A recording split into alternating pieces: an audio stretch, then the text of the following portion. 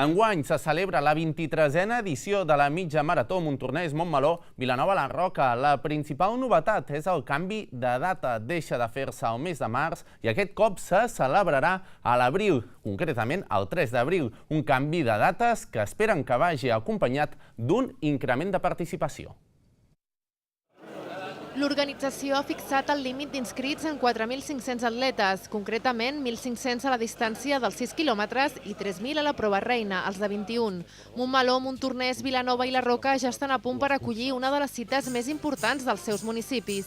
És el principal esdeveniment del nostre municipi, que és esportiu però que també és social, i destacaria que és un moment d'acollida de moltíssima gent que ens ve a visitar, que és la millor entrada que poden tenir en el nostre municipi, i amb un projecte mèrit de l'atletisme de Montornès, però també de moltíssima gent voluntària, de molts patrocinadors, per tant de la confluència de moltes energies, de molts esforços. És una oportunitat única d'harmonitzar els 4 municipis a l'entorn d'una cursa que a més de cursa esportiva és una cursa solidària, i jo crec que aquesta és la importància, unir-nos els 4 municipis, unir-nos amb aquesta cursa que ens uneix, ens ha unit i ens continua unint i esperem que ens continuï unint durant molts i molts anys.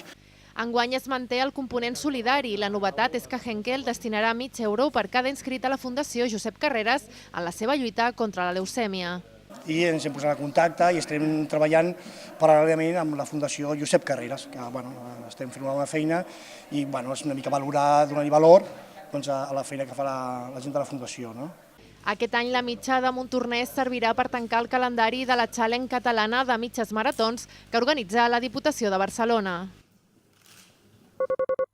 Mohamed Ben Barka, que actualment té a les seves mans el rècord de la mitja de Montornès, podria ser un dels participants destacats d'aquest any.